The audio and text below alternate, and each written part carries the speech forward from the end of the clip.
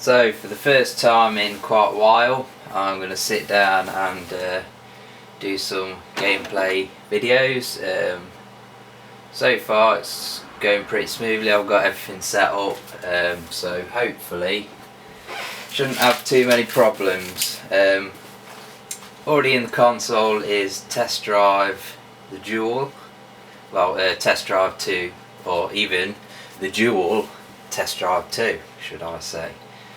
And I don't know much about this game. I know obviously it's a racing game. I know Test Drive is a series of racing games, and what I'm going to do is I'm going to hit record and I'm going to start playing it using my shitty Competition Pro control pad, which is quite small, but it's 6 button, and I'm using it because I know it works. Well, everything was going smoothly and this was working, but now it's decided it doesn't want to work again.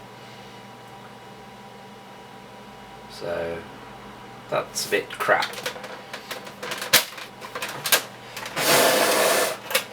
Not sure whether it's the console or the games. I've tried a couple of games and I've had to blow on them for a bit, but here we go.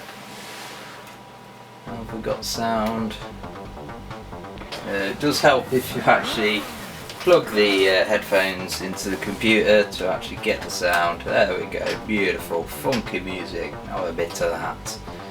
Right. Game options. Let's just play. So we've got Porsche 959, Ferrari F40, so selection of hypercars and Diablo, which I class as a supercar. We'll go for the old F40, and we've got to select an opponent. I'm guessing there's only 3 cars in the game. Surely an F40 should absolutely trounce a Lamborghini Diablo. Right, so here we go. So B button to accelerate. We've got this in-car view here.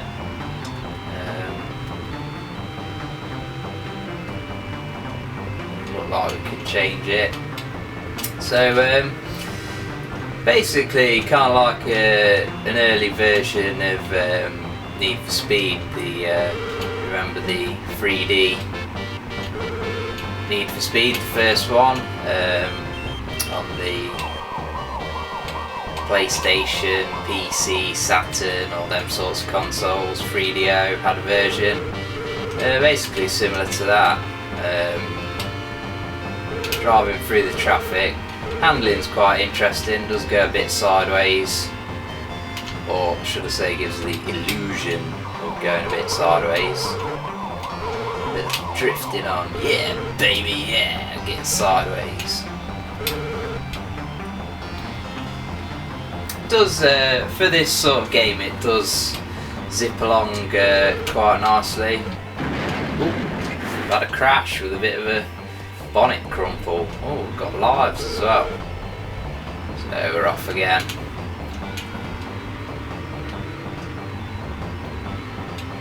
Non-offensive music. I don't know where my opponent is. He was behind me at the start, I think. But he had a crash into a BMW. It's not very good. I wonder if that's licensed as well. Oh, back. Have a drink of my tea.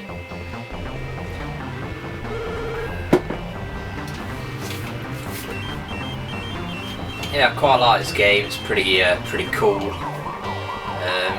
Little racing game. Music's alright. Not really sure whether it fits in with a racing game though. There's not really any urgency to it.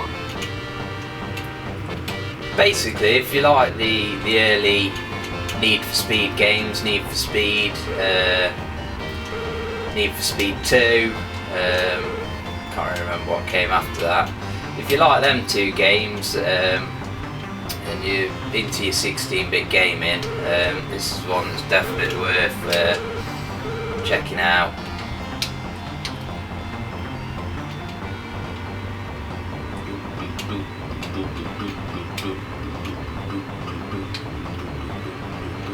Steering does feel kind of heavy. The response isn't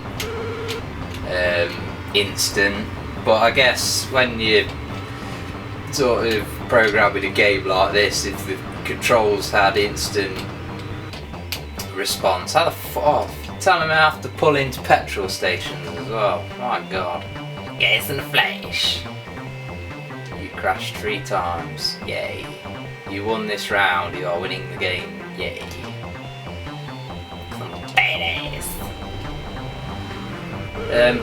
Yeah, I think you've got to program a bit of sluggishness into the steering, because otherwise it'd just be too easy. You're not going at 1,000 miles an hour.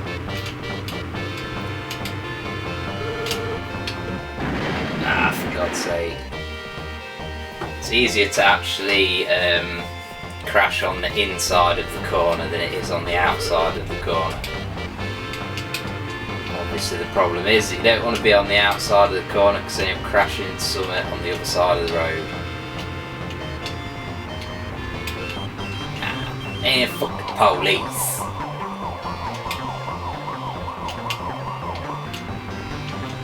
Yeah. At least it's realistic in the sense that the police would have no hope actually catching someone in a Ferrari F40 in real life.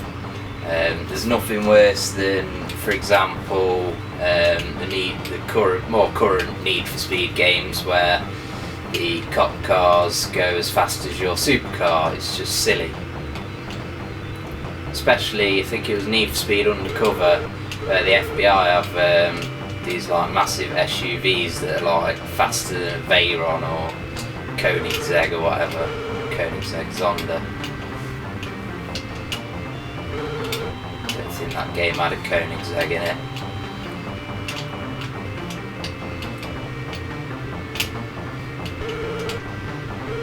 Yeah, it's difficult now, baby. Oh, crashed it, man. Like a douchebag. Come on.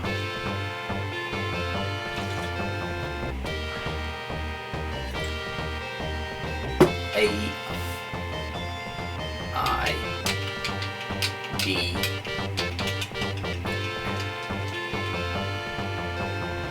AIDS. Yeah. Douchebags. Yeah, AIDS. Right.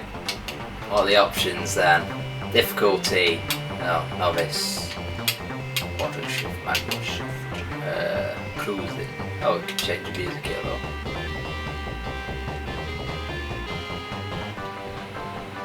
Sounds a bit more like it. Yeah, I'll have a bit of that. Yeah, baby, yeah. Right. So let's play.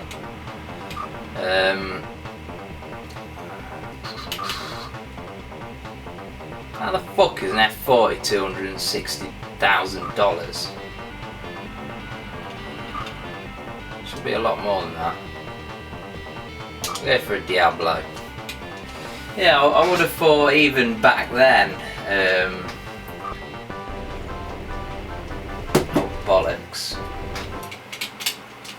I wanted to pick an alternative scenery. So we'll have to do this again, sorry about that.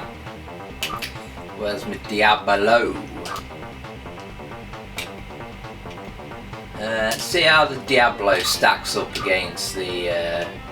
oh, I did have different scenery, but it's the scenery I want. See how the Diablo stacks up against the F40. It should have no chance, really.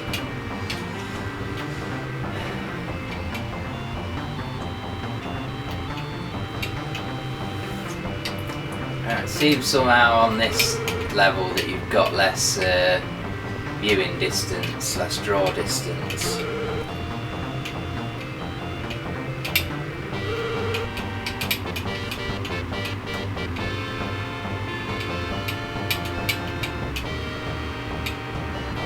playing here then. Yeah, it's off. Yeah, I'd definitely recommend picking this up. I think I only paid a couple of quid for it. I got it from Amazon. It's on Amazon as an NTSC title, but it works in the Megadrive. It's not region locked or anything, and it's one of the Accolade cartridges. It's similar to the EA cartridges. They're basically just designed to work in Japanese consoles as well.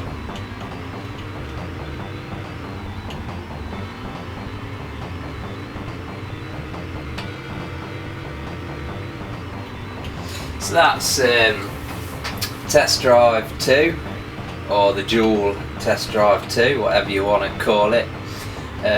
Solid racer, reminds me very much of the original 32-bit Need for Speed games.